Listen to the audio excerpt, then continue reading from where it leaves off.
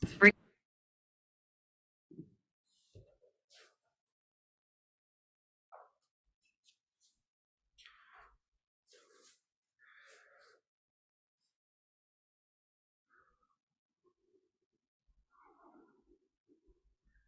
guys, welcome to episode 7 of the Music Workflow Academy podcast. We got super special guest Andy Stanton on board today. He's currently in Bali running an international business, and he's the manager of superstar DJ's Late Replies with releases on Low Res and a bunch of other really cool labels. I'm sure Andy will fill you in on that. And yeah, he's been managing them, running events for as long as I can remember. I think we did a season, same season, maybe 2018. Feel free to introduce yourself, Andy. Hello, how you doing? You good? Yes, brother, I'm good. How are you, mate? I'm very good, thank you. I'm very good. Not too bad. Just obviously enjoying the Bali life at the moment. Can't complain. Can't complain. Mate, living in the jungle. Amazing. I know. I know. I did spend. I actually spent a week. Actually spent a week in the jungle a few weeks back. Obviously, there's this. Bali's quite versatile, so I've done the first couple of weeks I did in Canggu, which is like city life, like really busy, like the most busy and mental, crazy place I've ever been in my whole life. And then absolutely mental. I've never experienced anything like it. And then we went over to Ubud, which is like the jungle, like literally was in a villa and monkeys were just in our garden. It was really crazy experience. And now I'm just in a place down south called Uluwatu, which is like beach life, similar to Ibiza. So yeah, can't complain. Brilliant, mate. Sounds fantastic. I was looking into Bali. I was gonna move there around May time instead of doing a season in Ibiza, but I thought Ibiza's a bit closer.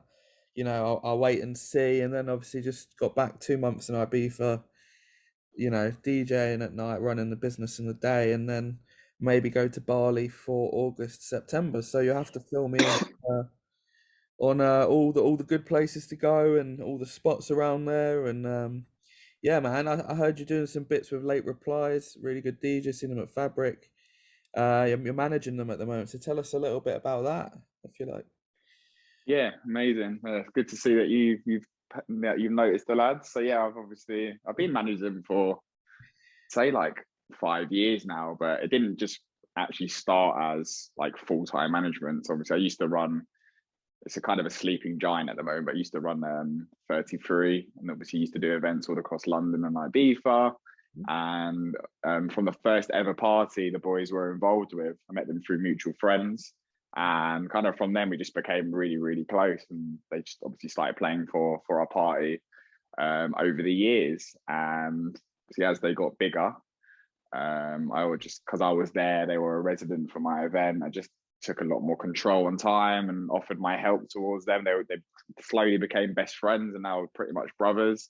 And obviously over the years, I just did more and more and more and took on more responsibility. And then it just kind of came to have the conversation where they were like, "We want to pay you for this now. Like you do so much for us. Let's make it proper." So it's kind of when I was like, "Oh yeah, I'm your manager. Let's do it." And that's kind of when it all started. So can't complain. I get to manage two of my best friends and their massive journey to the top. So yes, it's a beautiful experience. Absolutely amazing, mate. And if you haven't heard of Late Replies, yeah, make sure you give them a Google search. They got some amazing music. I was listening to some of their stuff on Solado's label just before the call, and I was like, damn, this is some tight production. I love what they do with the vocals and the feel and the vibe they get on the tracks. Really good production. So make sure you check them out. They're one to watch for the future if you haven't heard of them already. They're top music. So make sure you go check them out. Definitely, definitely. Yeah, obviously their solo release was their number one on Beatport overall and Tech House, which is obviously like one of the best achievements you can have as any artist. That was Hold Up, which was obviously massive, very commercial tune now. It's obviously it's not their kind of real sound. It's still got the Late Replies hint, but they've definitely started to like mold into into themselves now. They've got a very strong sound, and the sound has become so like Late Replies that when they started to make music as of recent, and obviously they're sending it out to labels, they started to realize that not even a lot of labels suit the music they make now, which is I'm sure we're going to get into this, but this is why they've obviously recently created their own label. So yeah, but yeah, all their music's amazing. They've obviously also released on like Kaluki, Knee Deep in Sound, CR2, Be Perfect, and we've got some other really big releases coming out this year. So yeah, the sound is beautiful. It just makes you want to dance all night. It's just proper groovy, and yeah, love it. Absolutely love it. Amazing. Yeah, I'm sure we'll hear a lot more from those boys very soon. It's nice when an artist finds their sound and it kind of goes in that direction where it doesn't fit on the labels. So what's the Definitely. solution for that when you have a sound and there's not really a label that it fits on? So what do you do then? That's it. Then you make your own. You say that, yeah. Obviously, as an artist, I believe, and what I've kind of experienced in my time in this industry, especially when I've been on both sides. Obviously, I've been the promoter and I'm the artist manager now. It's very important to have your own sound, and just because you have your own sound doesn't always mean it's not going to get onto a label. Like obviously, I see so many artists making music for artists. Like a lot of people make music for Jamie for Hot Creations, or Solado for Solo, and obviously their tunes, they're making it for them just for the label. And I don't know if that's the right thing to do. Obviously, don't get me wrong, it takes years, a lot of time to kind of find your own sound. But I still think if you've got your own vision, you need to follow it, because you need to be unique in this industry. And obviously my boys, they always wanted to like, they want their tune and their sound to be signed for Hot Creations. They don't want to just make a tune which is proper synthy and Hot Creations vibe for Jamie just for the sign. Like it doesn't feel right. So that's why they've always kind of had that as their vision, and I really appreciate and respect that. And I would recommend that to all other artists. If you just find what suits you and try and just be unique and go with what you feel like will work, and eventually over time it will evolve into your own kind of style of music. Because obviously look at all the biggest artists in the industry, they've all got their sound. So it's very hard to imitate once an artist finds their sound and it becomes competitive. Like if they're getting number ones on Beatport, a lot of people are going to think, the bedroom producers are going to see that and go, damn, I want that success. I'm going to try and make a song like this, and they're instantly stuck because they haven't got a clue how the sound is exactly. made. And then kind of a bit of a business term kind of becomes a USP, doesn't it? Your unique selling point with you got your sound, and then you get the bookings coming in, and Definitely. your exclusivity goes through the roof, and then that's when the fees can increase. And it's great advice. 100%. Great advice. 100%. And also what's really nice about Late Replies, another thing to kind of go for, obviously don't get me wrong, their level of production is insane. So I'll give you a bit of like background information on them. So they both come from the music industry. So Josh, he used to actually be a grime artist. He used to like rap and spit bars, and he's always had such a passion for music. And then obviously he eventually found Ibiza, and the house love was formed, as everybody that goes there for the first time. And Cass's father is a famous Arabic singer. Wow. So he's always had music in his life as well, and in his blood. So obviously, and again, the rave scene found him, and obviously I believe that they used to work with each other back in the day. And then obviously later Replies was born, and now they're just obviously because of their love for music and their passion for it, and their hard work and determination to be the top of the top, they are in the studio all day, every day. And obviously, don't get me wrong, they had to graft to get to this stage where they've got the time to do it. They both were in full-time employment, and eventually got to the point where Late Replies could be a full-time thing in the studio. And they do a lot of production teaching to help them like with their daily costs, and they do mentoring and teaching and stuff like that to help them. But yeah, other than that, they're in the studio constantly producing music, and that's obviously allowed them to make so many hits. And I think they're actually at their like, they've done 300% mixes now on SoundCloud, which is a lot of their own production. And I think that's more than most of the artists in the industry. So it just kind of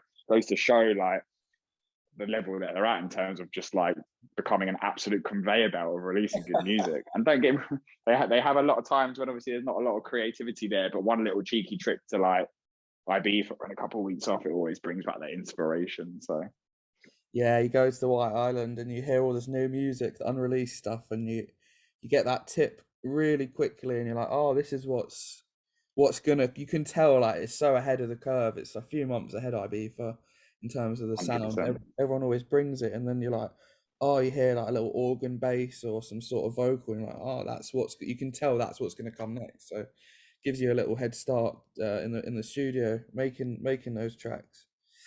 Definitely.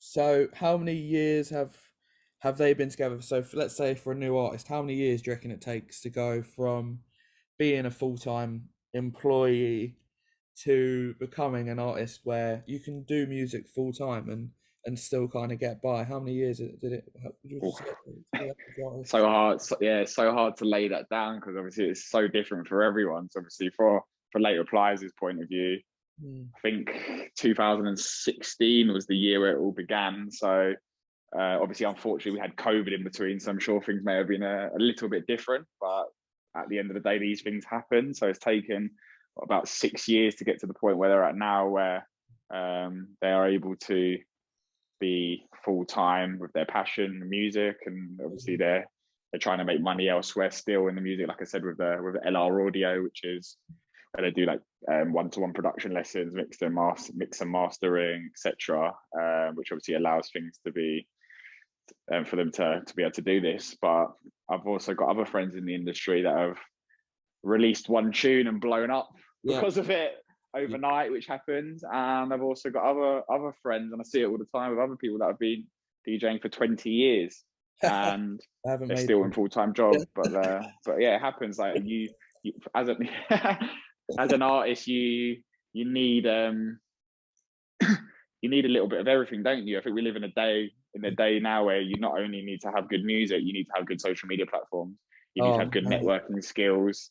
You need to have something about you. Look at the Martinez brothers; they're not just artists; they're fashion icons. People want to be them. They're famous. They're celebrities, and that's what it's become now. And I see a lot of people complaining online like, why can't it be like what it used to be like, and this that, and the other. But unfortunately, the world changes, and that's life. And you have to adapt and evolve, and you have to become good at what is necessary now. And Mm. that's why we're jumping on TikTok now. Yeah, It's the future. So yeah, to refer back to the question, it could happen at any time. I think as long as you have goals, you have a passion, and you work hard, you will succeed. Whether that takes 1 year, whether that takes 10 years, I think as long as you have them three yeah. things in play, you will make it. I completely agree. I think work rate's a huge factor. Like if you're not willing to sit in the studio for fucking 12 hours a day, you can't be complaining. You can't complain. And I Scream once said like, don't expect a job in the music industry until you've been doing it for 10 years.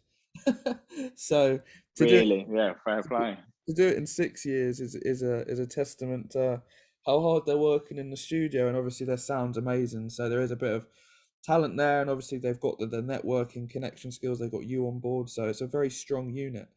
At Yeah, Music Workflow Academy, we do a few music production lessons. We're pretty much at capacity at the moment with 45,000 students. We're going for 100K by the end of the year. So we'll have to talk with Late Reply, see if we can get them on the website as some sort of referral service. If I need to refer, to them, they could take on some of our clients, because we're at capacity. We're teaching to 7 days a week. We've got 10 other tutors, so we're looking to expand the team at the moment as well with sound designers amazing, and tutors and amazing. stuff. Yeah, we've yeah, it could work because kind of a new thing that we've just launched under the LR Audio brand is a monthly membership where Yeah. some people couldn't afford the one-to-one lessons, so we wanted to make it kind of fair across the board for everyone. So we've got these like a monthly membership fee where you can kind of join our private Discord channel, and in there you get access to loads of content, and there's like 2 videos that are uploaded every week. So it's been going for like 6 months now. So obviously even if you join now, you get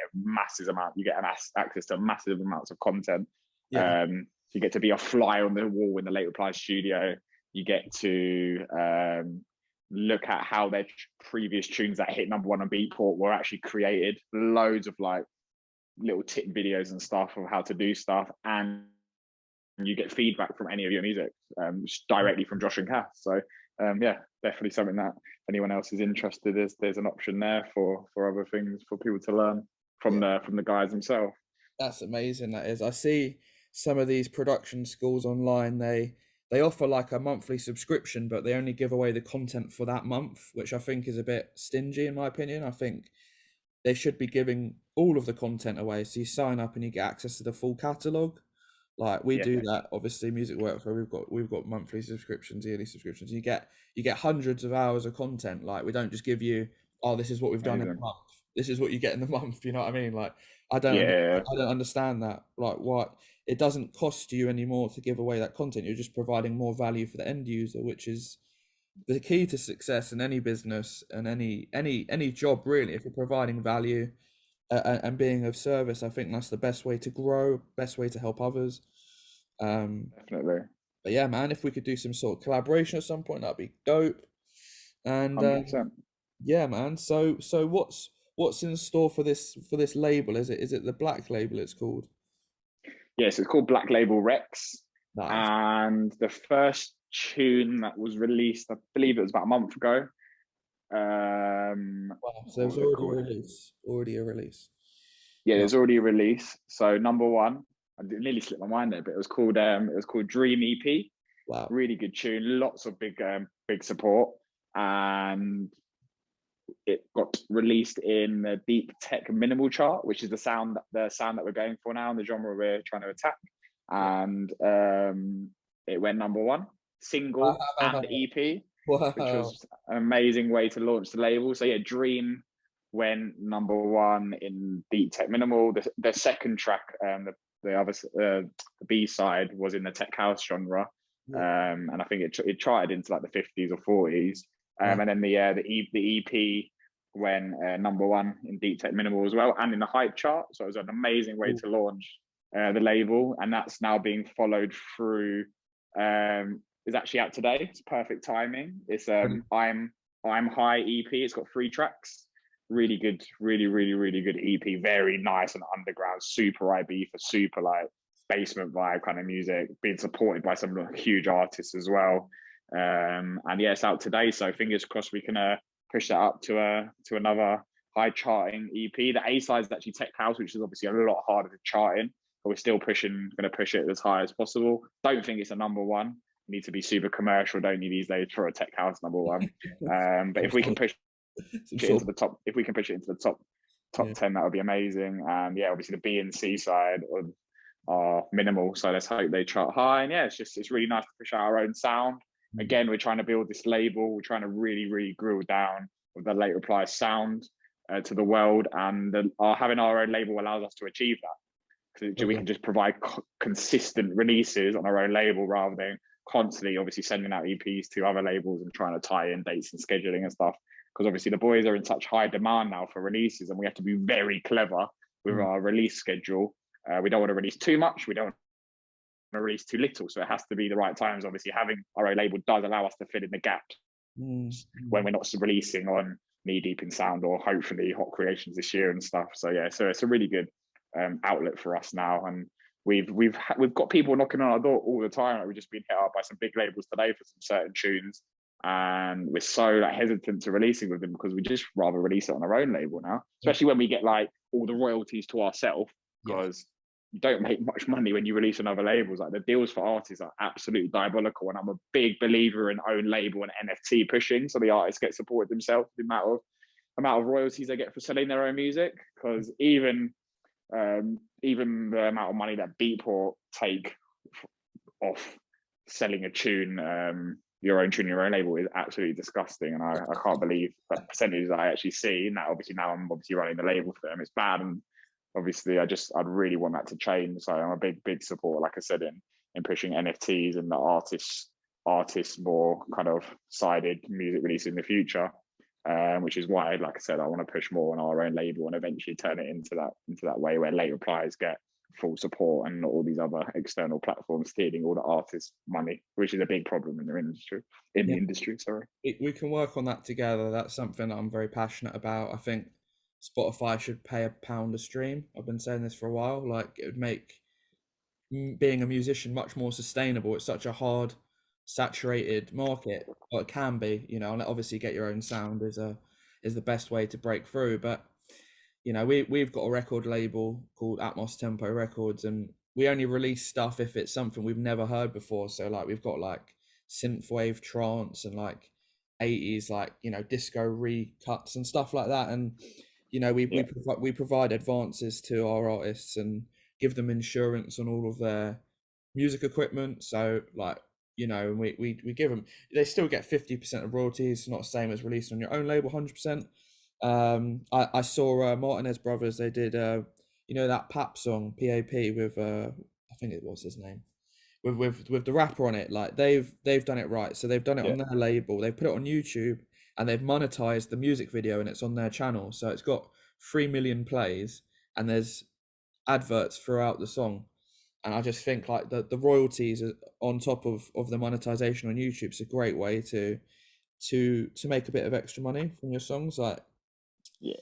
we just got monetized on our YouTube channel, and the revenue already is like pretty nice, like just from 1,000 Nice, subscribers. And then, you know, sick, getting the clients, they see what we do and they're like, oh, okay, this is helpful. So yeah, there's that. amazing. That's good Yeah. to hear.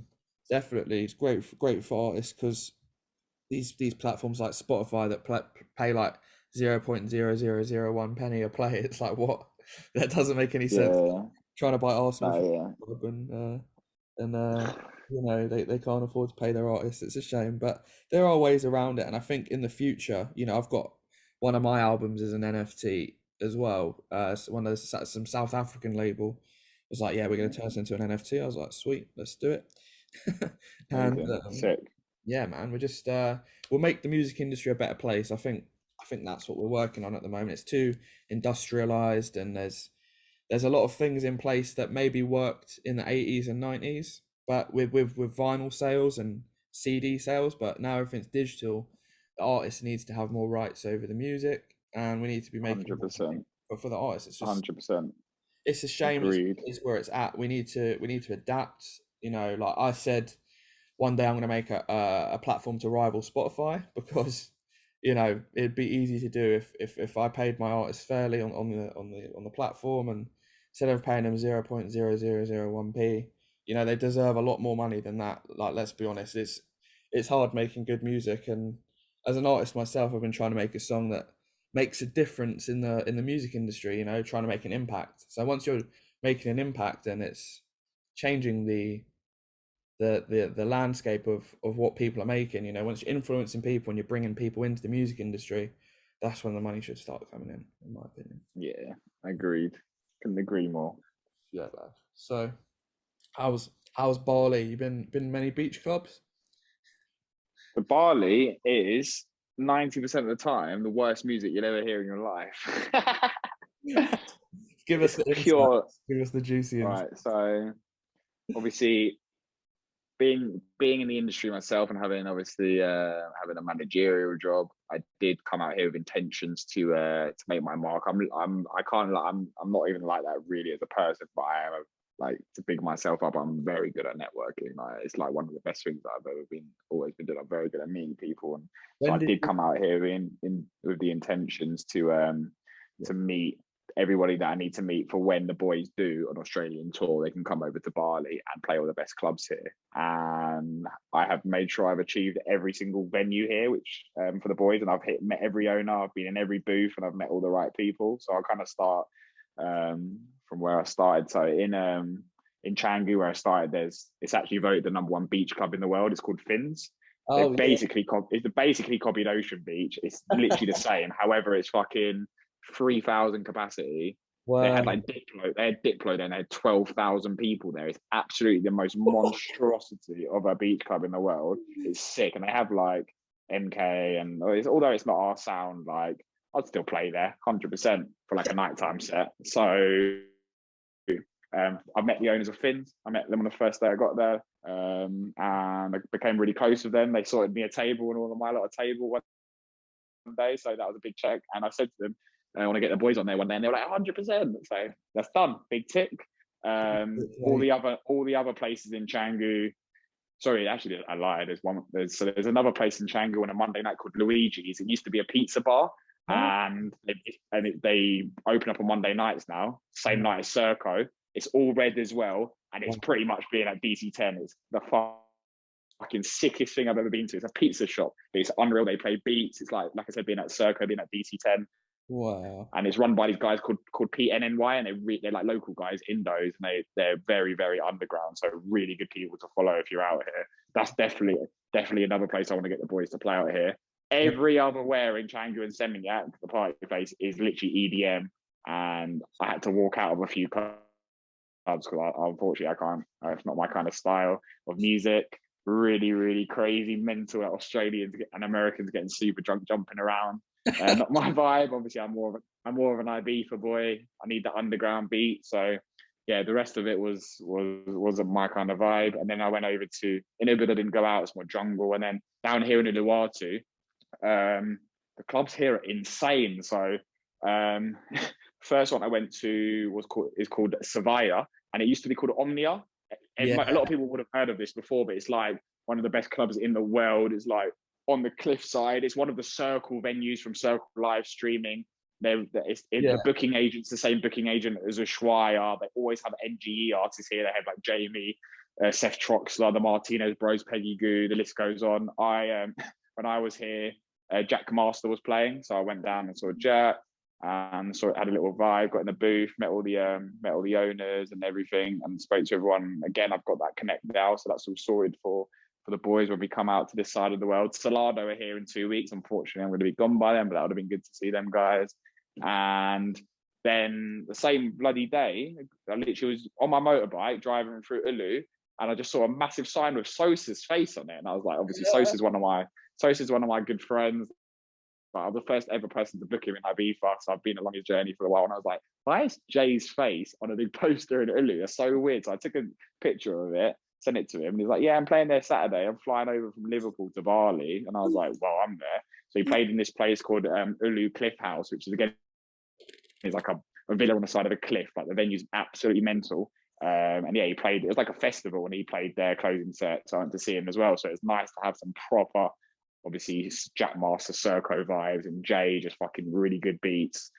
Playing. That was last weekend, and had a proper good rave up, and it was nice because I needed some good music in my life after like 4 weeks of not going out and suffering from all the EDM. But yeah, that's all the raving that I've done out here. So I can't complain. I got a little bit of Ibiza. I'm out here. Mate, sounds good. I was going to mention the Savaya. I saw that one. I saw Jamie played there. I was like, oh, that looks Mate, good. it's insane. It's one of the best venues I've ever been to in my life. Like, it's absolutely amazing. I can't lie. It's just like, it's surreal when you're there. It's like when it looks like you're living in a postcard. Like, it's just mental. Like, it's unbelievable. I definitely recommend it to everyone. Brilliant. Really good club. I'll leave these in the description. And there's like a little art venue, isn't there? They do it's like an art exhibition, but begins with yeah. Yeah, I know what you're talking about. It begins with M, and it's called Art Villa. It's in Canggu. It's next to Finn's. Lauren Lane played there when I was in Canggu, but unfortunately I was busy at the time, so I was going to pop over. And then she did a set at an after party at a place called Green Door, which is like a venue where you have to go up to the door and say the password, and they sneak you through like this kind of alleyway, and you end up in this little room, and there's just a DJ booth for like a boiler room. Sick venue. Wow. So yeah, she was out here as well for that. But yeah, I didn't get to see her. But I went to both the venues on other occasions. Yeah. Morabito Art Villa. That's the one. Oh, yeah, nice, man. Brilliant. And how so you're big on the marketing side of things. Like, I think there's so many people with amazing music out there, but they can't market themselves whatsoever, and they're reluctant. They think, oh, my music's so good, I don't need to market it, which is very ignorant, and it's not how things work. So what are like your approaches to making sure Late Replies get their music out there to the world? Yeah, so obviously the music does do the talking, so I'm not gonna say that a lot of my skill sets help a big proportion of it, but they definitely assist in the way we promote. So obviously I have been in the marketing game for 10 years. I did my master's at university, and then I did marketing, a marketing manager for a property company, and that eventually obviously led into the event side of things. And my ads, I've been doing Facebook and Instagram ads for a very long time. So marketing is the most important thing to do in the world. It's how you perceive yourself, it's how you put your content in front of people, and I mean new people and existing people. So when we drop music, we always have a strong marketing campaign to build hype. So I'll give you an example. If we were doing a release, like Plate Replies are doing a release, we'll always tease it with some stories of like the boys in the studio saying, look what we just cooked up. That's kind of some initial teasing.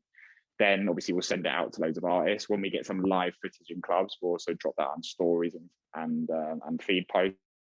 If we get like Corolla, drop a tune or something, and then it starts to get listened and people start to perceive it as big because, oh my God, the Late Replies tune and someone big dropped it, Corolla, Jamie, Waff, Archie, start to build some hype, but no one can get it yet because it's unreleased. Start to build a perception of it that it's worthy. Then we might run some ads on that, and we'll run some ads on that to people that like tech house in the UK. UK is massive of buying tunes for us because I've looked at the stats on Beatport, so I hit it towards the target audience. I want people to hear that sound, so I might just stick a couple quid on it just to get it in, just to trickle it in people's ears. And then obviously when it does, we send it out. Obviously it kind of goes through release, all the release stuff, and say we have like a label that's going to drop it now. But obviously this tune is being battered in the clubs by the boys, it's being battered in the clubs by a big name, so obviously it's starting to get a name for itself. And then to kind of market it properly now, it's coming out on a label, so it's coming out on Black Label Rex. We'll drop the artwork just a static on our socials and build some hype, and people get a bit excited that it's coming out. And then obviously we drop a lot more content on the like live footage content on the feeds, and then we'll have on release day we always drop the spinning vinyls and like Instagram stories. And we used to market it on like external third parties like Tech It Beat, Techno Bible, Mr. Afterparty and stuff. But the reach is really suffering at the moment with Instagram's algorithm. So we've just kind of realized that spending money on ads is a lot more effective. And obviously I'm like one of the one of the biggest experts in the music industry in terms of ads. I've been doing it for a long time and I get good results. So obviously luckily for the team that my expertise is there. And obviously I'm happy to help anyone else in the future. If anyone wants to shout at me privately, do that. But yeah, I will always run ads on the music to get it in people's ears and keep it in people's ears and faces, and kind of do that on a strategy, a two-pillared strategy. Number one, I do retargeting campaigns, so I'll get that music in towards everybody in the world that I've been on Late Replies' Instagram page, whether it be followed, DM'd, liked, commented, whatever. They know Late Replies. I am pounding that spinning vinyl and them live footage videos onto their Instagram and Facebook feeds. They're constantly seeing it. So they just like that music is stuck in their head. Then I also run the second pillar of campaign towards new people. So I'm always looking for new audiences for LR. And obviously, depending on the tune, I might plow that into South America, might plow that into Europe, might plow that into the UK. Obviously, that depends on the style of music.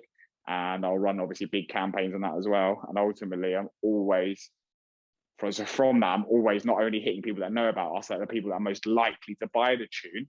I'm also running campaigns to bring new ears to Late Replies to grow us as a brand. And it's proven to work because we're at 10 million streams plus on Spotify now. Wow. We massively plowed music into South America for a year. And guess what? We just came back from a South America tour and done Lost Beach, Ecuador, Colombia, Peru, Chile, and Costa Rica. So it's all happening. So again, with people that want to spend money and invest on their own music, then all I've got to say is the proof is in the pudding. Invest, spend wisely. You don't have to spend a ridiculous amount. We only spend like £200-300 on a release. And we have constant ads running out to like South America and stuff across the year. But again, we didn't spend too much money. The amount of money that was created, the amount of revenue that was created from the tour paid it all off. So it was worth the investment. So it's just about having a strong strategy about your vision, what you want to achieve, and running strong marketing campaigns, not only on your organic feeds, but I can't recommend it more, running ads, because ads allow you to keep it in people's feeds and reach new audiences. Brilliant. So you're penetrating new markets and growing existing markets, getting that loyalty And Yeah, and the one thing, sorry, one thing to say as well is the reason why I do the existing is because if you post on Instagram, the algorithm's so shit that you only get like 10-15% of people seeing your content. But with ads, everybody that follows you and more get to see your content. So you have to do it. Unfortunately, the algorithm's forcing you to do ads. So you need to be doing them, because again, if you've got 1,000 followers and only 150 people seeing your music, you're missing out on 850 people there to listen to your music. And to hit 850 people on Instagram ads cost like £1. Like, there's no excuse. No excuse. It's so fucking cheap to run ads. Like, it's ridiculous that you can hit like 100,000 people in South America with an ad for like 50 quid, not wow, even. So no excuse. brilliant. And so Andy's our new in-house marketing campaign guy now. I always find myself preaching like to everybody about it. Like, obviously ads is my main thing. Obviously I've been in the marketing world for a long time, but ads was always my passion. I like numbers, and I've just kind of like, that's where I used to get the best results. So I was like, let me stick with one thing.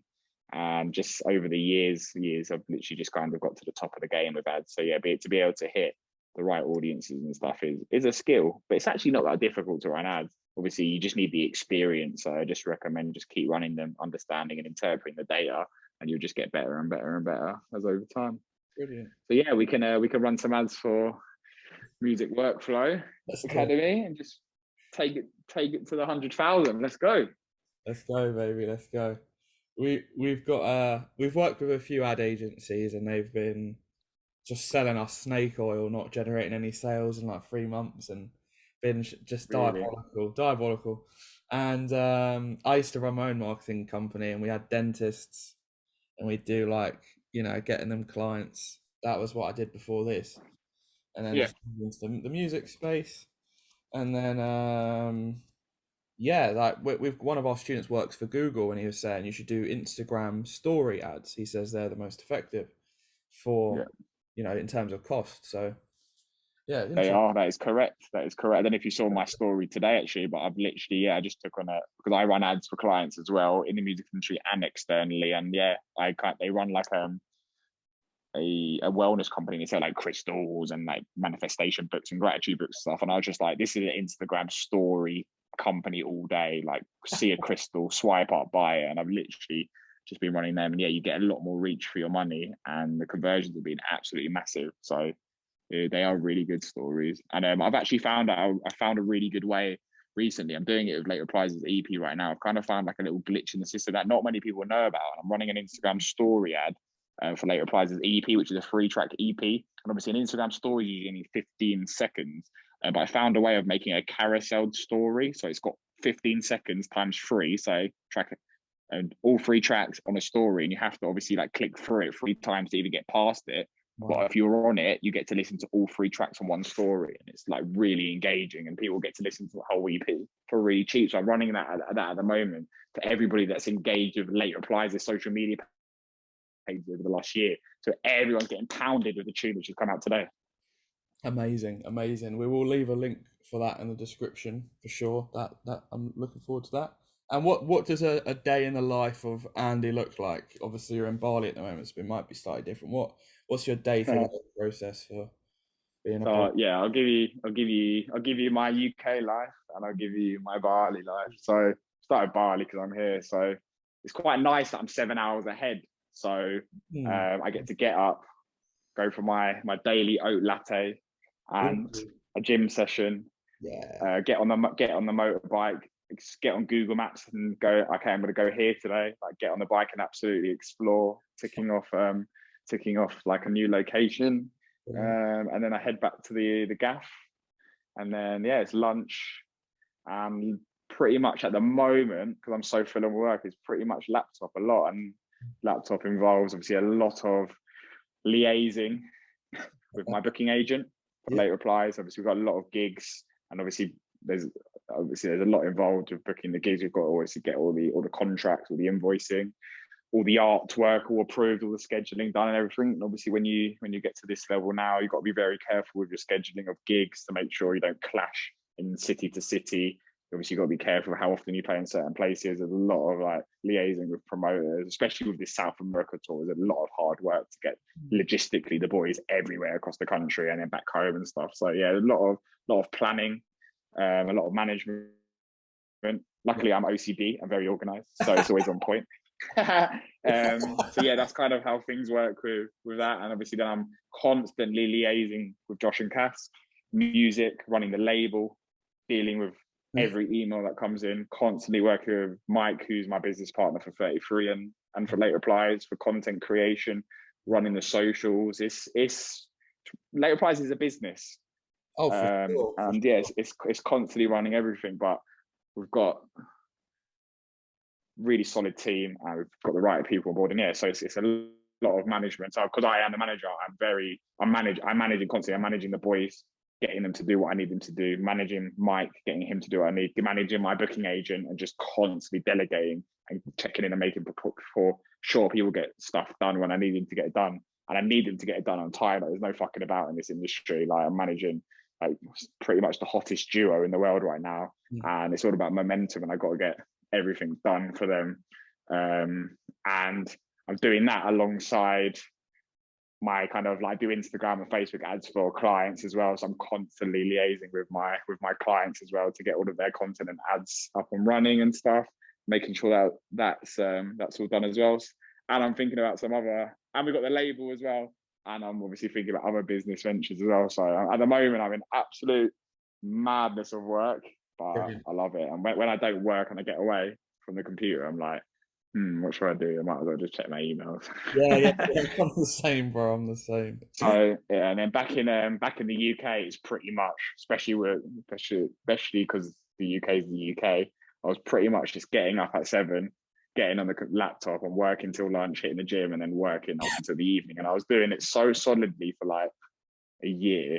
I was like, I need to get away, which is why Bali happened, because I was literally frying my brain and it wasn't good. And so I can't lie, like I recommend everyone to get their balance on point, because my balance is not on point. I struggle with it a lot.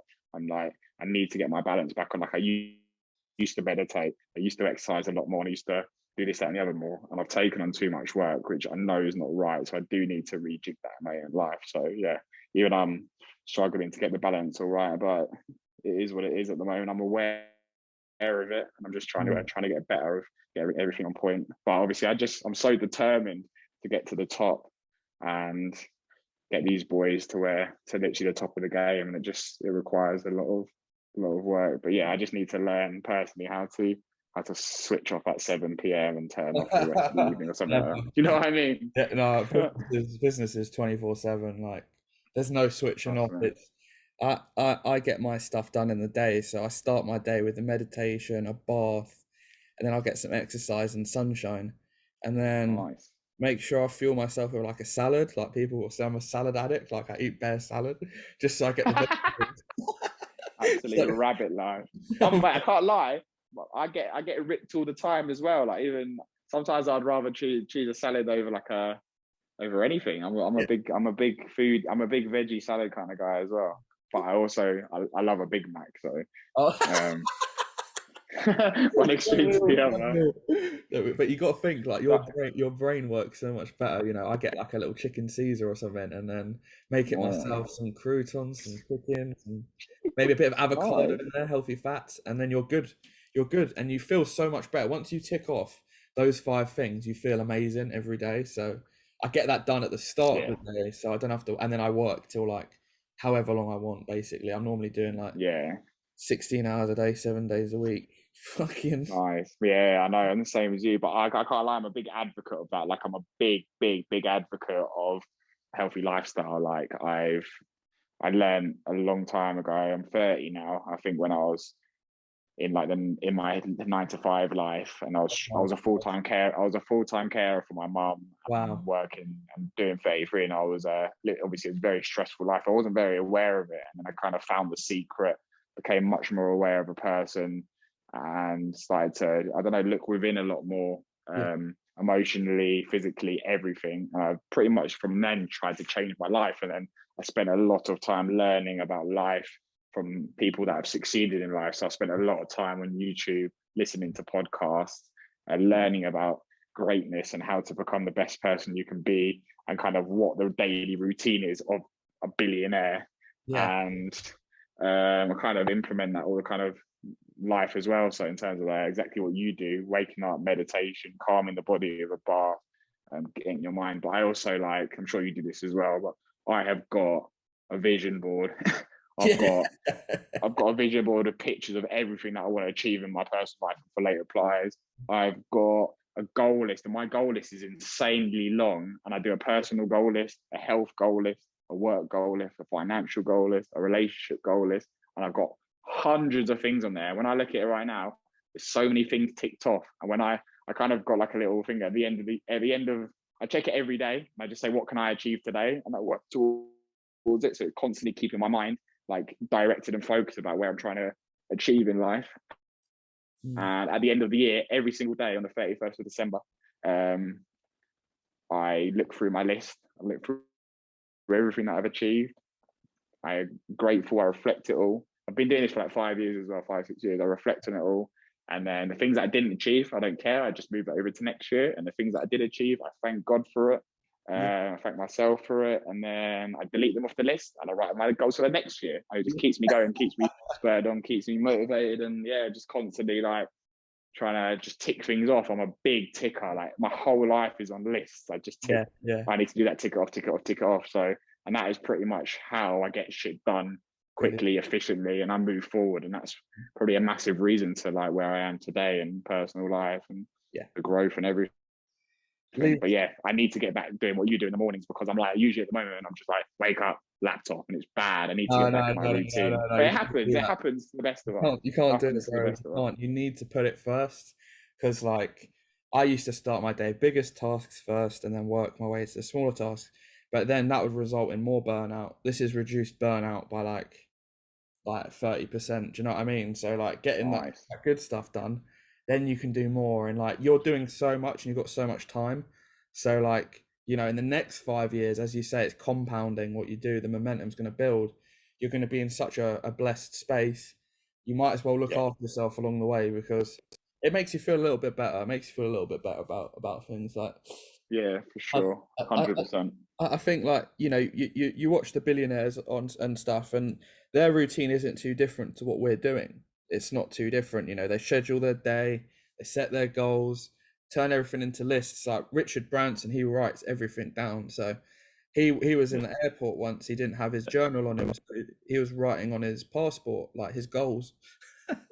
Like that's how crazy. That's pretty much what I do, to be fair. And I 100%. I'll tell you the reason why I do it. So because when I write this, that as well, because I always think of ideas and you're like, oh, what did I think of earlier? 100%. So I've got like in my notes on my iPhone, like 10 different businesses I want to set up, and I've just been thinking of them. I write them down, and it's just like, I don't have to do it, but at least I've written them down and it's there for the future. However, if you write stuff down, and you write it down, you write notes, it comes off your brain and it allows more space for creativity and quiet and peace. And that is the biggest blessing of all time. It's literally like, I can't that's what I say to everyone. Like on my laptop screen, I've got some sticky notes with my daily tasks, and then in my iPhone notes, it's got Mac, so it ties in nicely. So on the on the computer, I can just note in there. I've got thousands of notes on there, and they're never on my mind, because all I have to do to access it is open up my notes and see what I have to do today or next week on my to-do list. And then when I'm out, I don't think about it. And if I am out and I want to distract, I don't want to think about work. So say I go out to the rave tonight and I'm like, oh shit, I have to do this for late replies. I don't have to do it now. I open up my notes. I've got a note called brain dump. Go into that. I type it down. It's gone. I close it, my phone, and it's off my brain. I do not touch it until I'm back home in work mode. So I have got that on lock. So that's all right. So when I am out, I can get away from it. However, I'm addicted to the computer, so I'm like, yeah, I'm now. Isn't it funny how we do everything on the computer? But like 50 years ago, you don't have access to all these amazing people online. You'd have to go and see them in person and get their time, which is much harder than the pre-recorded content on YouTube. You can just go on YouTube, type in anything, the life of Apple CEO, you know, 100%. TED Talk, 100%. you know. Someone said to me once, they were like, actually, I think it was a tweet or a reel or something I saw. It's like a year ago, and they said, if the quote is true and you believe that you are an average of the people that you spend with most time with, like the 5 most people you spend time, which is true, because if you've been to uni and you've lived with friends or your family and stuff, like, you mold into each other, you say things that you say. So if you are the average of the 5 people that you spend the most time with, why don't you make one of them people Elon Musk via YouTube? Exactly. I saw that reel.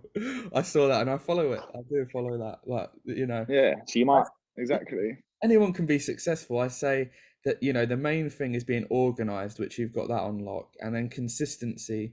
You've been doing it every day for 5 years pretty much, which is brilliant. And the resilience and hard work, I think, is a recipe, with the passion. It's just a recipe for success. You become unstoppable. Like, as long as you're Exactly. resilient and stuff, people can't tell you anything. Like, you can just Exactly. do whatever you want, and be Yeah, super. and I'm like, I love late replies. I'm so passionate about it. And I'm my best friend, and I want them to get this off. Out. And I'm literally addicted to getting shit done for them. Like, I want us to be ahead of everyone else, and like, because of that work, because of that passion and the work, right?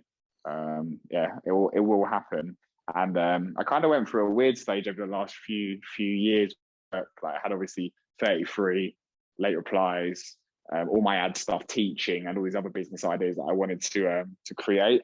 And it was like so much going on at once. And then last year, I kind of like, I need to resolve this. Is something that I need to fix. So I kind of like split my work life into 3 pillars. Yeah. I thought, what makes me money? What am I passionate about? What's my side hustle? So I kind of, like, it was an opportunity for me to delete and forget about all the other shit that I was doing on that didn't fit into them 3 pillars. And Brilliant. that's kind of how my vision is created now, which has really worked. So my what makes me the most money, ads. So that's my cash cow. That's where I make all my revenue to live. And that's my main hustle. And obviously I've pushed that to the limit now. I'm at the top of my game. I've got a lot of clients and I'm ready to bring on someone to assist me. So that really helped me work, rather than having like 10 average things. I've got 1 elite thing now. Second thing, my passion project. Obviously it's always been the music industry. 33 isn't for me anymore. I'm not a big fan of running events. It's too stressful and not rewarding enough. Yeah. So obviously 33 is a sleeping giant. It will come back, but that's why I've kept late replies. They're my passion project. I love them. It's work for me, and it's passion as well. So it's absolutely perfect.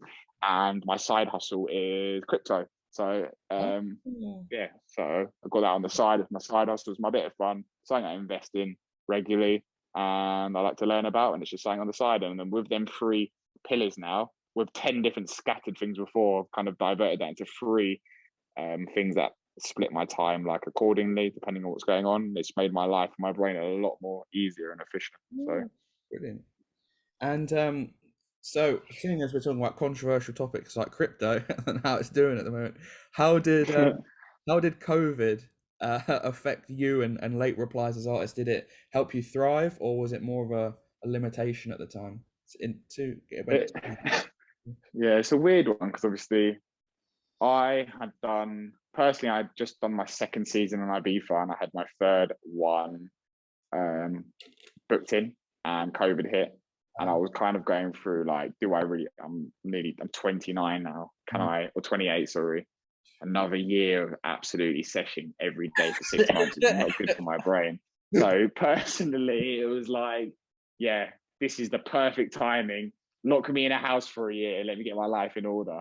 Yeah. It was too much for me. I was going out raving like 65. I went to 16 of the 17 paradises. I went to Ants every week. I went to pretty much every circle. It was disgusting. I went to more raves in one summer than people do in their whole lifetime. Like, vile human being, like skin and bone, lost all my weight. Nothing left for me, mate. Help me, mother. Like, it was one of them ones. One of them ones. And yeah, so in terms of my personal life, it was an absolute blessing in disguise. But obviously then I wasn't enjoying 33 actually at the time anyway, because running events in London is hard. We grew it good. We were running events at Fabric. We were selling 600 tickets, but they don't make money in events, man. It's hard and it's stressful, and it's when you're doing 12 hours of looking after people raving, you just want to be the raver. It's just like I lost my love for it. I can't lie. So it all fell at the right time for me personally, but obviously, yeah, it fell at a time where late replies were just about to thrive. So it was very difficult in that regard. But the boys fucking grafted through it. They made music, they did live streams, they did what they can. they're number one on Beatport, hold up overall, and Tech House came out during COVID time, so it still allowed them to flourish on the social media world and for people to listen to them. We still stayed active. We still played on a few of them London illegal boat parties, and we still kept active and socialised when we could. And yeah, we just did what we could, man. Like, it is what it is. It's part of life. We were never going to go through our lives without a war happening, without a pandemic happening, without an alien invasion happening. It's going to happen in our lifetime, and you just got to get through it and change and develop. And it created my ad management company. It created Late Replies #1s. It created management stronger bonding. It brought me closer to wanting to like really take my life to the next level, business wise and health wise and everything. So I have to look at all the positives that came from it, because yeah, you have to just take the positives out of everything in life. So yeah, I'm happy with everything that happened. I know it was a horrible, dark time for the world, but yeah, I had to try and stay strong throughout of it in terms of the business world. And yeah, I'm happy with how it's all turned out. Good on you, mate. Good on you. I think, you know, they say in a crisis, if you focus on yourself, you suffer. If you focus on others, you thrive. So, you know, probably your focus was on making the world a better place, helping other people, and you know, you provided a service now that helps put artists on the map and helps businesses make more sales, which is a great thing, and making other people money. It's a great thing to do. 100%. Yeah, you're right. You're right. Like, that's the biggest passion out of doing it, is obviously during COVID, I was doing a lot of teaching. I was teaching people how to run ads, and obviously learning people how to learn ads ultimately makes their businesses grow, makes their artists sell more music. It just grows your business and whatever you're doing, and increases your brand. And obviously not a lot of people have that skill set. So as someone that has constantly helping people make more money, increase their businesses and grow size and this, that, and the other, is an amazing thing to do. The only thing that bothers me about it is I need to do it for my own thing. So something's coming very soon. So it's coming from very soon. I know that. I like running a music school. I'm like, when do I get to work on my own music? Like, yeah, trust. It does get out. Don't get me wrong. I absolutely love helping people. It's amazing, and it's motivated me to do something for myself as well, to use my own skills. So yeah, I'm going to think of a new idea and launch it. But it won't stop me helping other artists, and it's really nice, to be fair. Like, obviously, I was just teaching like just upcoming artists before, just a lot of upcoming artists, but obviously 3 years later, I'm now looking after like Radio 1 DJs. So obviously one of the biggest female DJs in the world, My Boys, and loads of other like huge platforms in the music industry. So it's a beautiful thing to be able to evolve and develop and be able to be a part of these teams. Yeah, it feels good, doesn't it? Helping other people. I think that our purpose in life is to help others. Like, if we've got a good seat at the table, extend the table and help other people, instead of, you know, just saying, oh, these are my boys, I'm not helping anyone else. Like, you'll accelerate your growth much faster helping other people. Some of our students, they range from like the ages of 10 to 65, male and female, and we've got like a 13-year-old DJ set in Greece. He's already mixing on like 4 decks. He's going to be a superstar. Like, it's so mental. I know. Well, the boy. Yeah, he's sick. Shout out Vaz. And then we've got like 15-year-old in Florida. He's doing weddings. He's getting paid $700 a week. He's 15. Wow. Yeah. That's amazing. I know. We got 20-year-old in San Francisco. He's doing his own events now. He used to work for a big company. Now he's running his events, and obviously there's challenges there, but he's DJing now, which he wasn't before, so he's getting his paid gigs. And then we got a guy in Somerset. He was a construction worker, and then he threw his first event. He booked me as the headliner and made it a free event, but he got cut off the bar. He made about $5,000 profit on the bar. Wow, good on the boy. Yeah, so you know, it's lovely. And these people are so grateful for the help, and then they're gonna. You know, I'm just trying to help the grassroots of the scene. You know, like the beginners and stuff, and then. Well, mate, someone's got it. It's like it's just like not even like that, as in like who. It's an amazing thing to do, because someone's got to help the people at the start, and that allows them to flow into being like some of the people that come through you will be the biggest artists in the world one day, and it's beautiful to like come through people that are putting the help into the people at the start, because you have to start somewhere, and people need to give opportunities to people. So you're potentially like one of many gatekeepers into the world of music. Yeah, Like I struggled so much. I was self-taught DJ, self-taught music producer, and I was asking my Mhm. friends. I must have asked 100 of my friends, like, "Oh, can you help me learn how to mix or use Ableton?" And they're like, "Yeah, yeah," but they never had the time. So taught myself. It was well hard. And then as soon as I was making songs, it's taking me about 15 minutes to make a song, and then it's getting BBC plays, and I was like, "Oh, this is sick." And then it's helping people with those methods that I've created. You find your own little way of doing things, and then that's not online. Yeah, So you get you get I can give people information that only I know, which is pretty cool. that's So sick. a few more questions. Been an absolutely lovely podcast, lovely chatting to you. We'll definitely catch up soon. So a few more questions. So Bali, is it worth it? And any advice for upcoming digital nomads? Would they move there?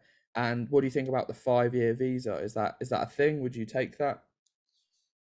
All right, so everyone has their personal opinion. I can't lie. I'm underwhelmed by Bali as a whole. Yeah, I am. I went out here with zero expectation, with a lot of expectations, sorry, because people have told me that it's like the best place on earth, to like zen, yeah, like be at one with yourself, heal and stuff. But it's the complete opposite. It's fucking mental. Like it's definitely not that. People told me it's like the cheapest place on earth, and it's pretty much London prices. So I spent a lot more money than I would have liked to, but it is what it is. So that is one regard. However, it's been an absolute experience to be in a third world country effectively. The Indos are like beautiful human beings. That's so lovely. I can't lie. Obviously, it's been really nice to see some beautiful spots out here and just kind of experience it. And I've had a lot of personal development out here. So the positives in that regard are there. I'd definitely recommend everyone coming, but maybe don't come for like 7 weeks that I have. wow. Probably a bit too long. Wow. And sorry, what was the second question again? So they're thinking of launching a 5-year digital nomad visa for Bali. What are the Oh internet yeah, speeds like? What's the realistic? There's a lot of vlogs on YouTube, and I see these people that are like, oh yeah, Bali's great, but I know they don't know anything about music, so that's a huge factor for people like us. Is the music good? And yeah. they're like, oh, it's great. Every meal is $1-2, and then you look it up online, and it's not fully developed as they make it look amazing. Like they get the picturesque parts, but not Yeah, particular. What's the exactly. full? What you see on socials, you see the elite venues, but 30 seconds down the road is poverty and absolute. Like it's a really dirty, there's rubbish everywhere. So it's I don't want to like if anyone's booked Bali or something. I hope I'm not putting We're anyone not off. This putting is just my anyone off personal Bali. We're experience. not putting off. I just wanted to get another perspective. But Yeah, but yeah, obviously in regards to the nomad thing, I think that's amazing for anybody that is that's got online business and wants to explore the world and set up. You get obviously potentially tax free. You get to obviously they want to obviously drive like innovation here and amazing people to come out and set businesses up. So it's a really really good incentive as an individual to come and set up here as a nomad. In Canggu especially is a very social area. There's a lot of beautiful cafes, high speed internet, like faster than the UK, the wow. internet, Okay. Good, good. which is really good. So you're talking like in an average cafe with shared Wi-Fi, you're getting over 100 meg worth like internet, Real, like it's super fast. real. So yeah, it's really good in that regard. Like obviously you get a lot of other nomads here. So in terms of business and networking, it would be amazing to meet people from across the world. So yeah, in that regard, yeah, wouldn't Would you wouldn't say say would if you that's what say someone to do. would you say Ibiza or Bali? Oh, all day Ibiza. Ibiza is the best. Ibiza is the best place on earth. Yeah, it Ibiza is is, the best isn't place. it? We think the same. Also, another thing is, I think I've changed a lot. Like, if I was maybe like 20 in my earlier 20s, I would probably have a different opinion. But because I've been through the raving, I've been raving for 10 years, this and the other. I'd Yeah. probably like this is probably a much better place to come if you're a bit younger. Like, I'm much more towards like an Ibiza nice like hotel or villa now or like because I lived in Dubai for a year as well in Yeah. COVID times. So obviously that kind of life for me. I'm a lot more settled now, a lot more chilled, and I like to relax a lot more now than when I used to go out and party a lot. So yeah, I suppose if you're ready to social and party and mingle with people, then fuck me, Bali's probably the best place for you to come because it's literally super social, especially like in Canggu. Like every night is crazy. So yeah, definitely probably recommend it for that regard. Yeah, every one of I'm us. just an old man now. I'm an I old hear man you. now. I hear you. Once you hit 25 plus, it's all you just get old, don't you? You're more mature. You're too mature for it. So, yeah, everyone I've asked said Chang is the place to be, and I'm gonna slide in another question, or two more. So, So, are you reading any books at the moment? Do you like you a books guy? Do you like books at all? I'm a learner. I'm a book, and I bought a book for Bali, and I didn't even read it yet. But I bought. Too busy working. But Yeah. it's a book that I wanted to read for a long time, and it's a bait book, and I'm not that kind of guy. Buy the subtle art of not giving a fuck. The Oh bright yeah, yeah, orange. yeah. No, that's a good one. I've I read that. bought that, and I bought that just because everyone's read it, and I feel like it's a skill set that I've learned because in the music industry, Oh my god. especially when you're managing a high profile artist, and there's a lot of issues with artists billing and Oh people taking the god. piss and No, no. fees. Did I have to learn to be? And I wasn't like this before. Josh and Cass had some. They're very Fuckers. strong alpha males, and when I tell you, they Oh, had to mold me into being strong enough manager to manage late replies, and they have done a good job because I'm pretty much like the best, taking the best versions of them now into me, which I do from all of my friends. I take the best part of all of them, and they've taught me amazing skill sets. So I'm now, I don't give a like from the book. I literally don't give a fuck. Late replies need to build in a respectable right position on the flyer, which I know is controversial in the scene, and they will always be fair. Needs to be in the right position. The fee needs to be right, needing to be looked after the right way. And I have to manage the boys, and I have to have that mindset. Otherwise, how am I supposed to get into the top with being like a no, pussy? no, no. Simply, Straight up. simply put, the five-letter word. Yeah. So So yeah, I want to read the book and like see if there's anything else I can learn from that because I'm a learner. Like someone actually called me today, one of my clients for ads, and he was like, "Can I give you some feedback?" And I was like, "Yeah, go on then." I was a bit worried. I was like, "Fuck, what have I done wrong?" He gave me some feedback about something, and I was like, "Do you know what? Thank you for telling me. I'm going to take that on board. I'm going to learn from that and develop." You have to be that person in life. There's too many stubborn people in this world that do not offer feedback and they don't take it on board. They just get upset and defensive about it. But as long as you've got good people around you in life to give you good constructive feedback, and I would give that to all my friends as well and be like, look, I think you should do this. I think you should be more aware of that, etc. You can really develop as a person. It's really important to find friends and family and people in your life that give you that kind of support because otherwise you're just going to get stuck in the same thing. And if you're doing anything wrong, and if any of your friends or any of your business partners or anything doing anything wrong, you don't think, just bring them up on it, but bring them up in a respectable way and be like, look, like you're talking too much about this. Like I think you should just be aware of it. You don't have to say anything wrong, and then they'll take note of it and like it develops you a lot of a person. And I just want to constantly learn. So this is like I said, a book that I want to learn from, see what I'm doing right, see what I'm doing wrong, and just get better at everything in life. I think a lot of concepts that you're practicing or in the book, you're already practicing the right concepts. So you'll read it and go, "Oh, I already do that," Yeah. and then you'll realise you get some. Yeah, but it's do you know what's good? It's good to have awareness of something that you're doing, which you Definitely. didn't even realize. You can grow it, can't you? Once you know it's there. All right. So last question to Exactly. wrap up the podcast. What would you say is like your main factor for success? Like, what's your go-to? Like, what's your one thing that you'd say? The one go to. You, My personal go to for success is writing things down, having a list, and setting goals. That is it. That is it. Like as long if you write like, and this is it's because everything. So every single day I look at my to-do list and I think, what can I do today? Even if it's the fucking worst and shittest thing I don't want to do, I get it done and I remove it from my list. My goal in life, is to have nothing on my list. So I'm constantly like, fuck, I've got 150 things on my to-do list. I need to get to zero. So I'm constantly trying to drive it to zero. And the ultimate goal, like, it's never going to hit zero. But that's a good thing. Is I'm so motivated to remove everything from the list. All it does is it makes me just get shit done, onto the next one, onto the next one, onto the next one. So yeah, my absolute success in life is write a to-do list and write a goals list and fucking get shit done. Brilliant. That is my slogan. Get shit done. Get shit done, son. Brilliant. That's it. Okay, mate. It was an absolute pleasure having you on the podcast. Thank you very much. If you're listening on Spotify, make sure you give this a share. Check out Andy's artists and his businesses. And we will speak with you very soon. Andy, I'll chat with you after this. And yeah, mate, it's been a pleasure. And I'll see you in the UK or IB for soon. Thank you very much for having me, mate. Big love. Massive big ups to Late Replies, and stay tuned for more great music. This has been Music Workflow Academy. Peace.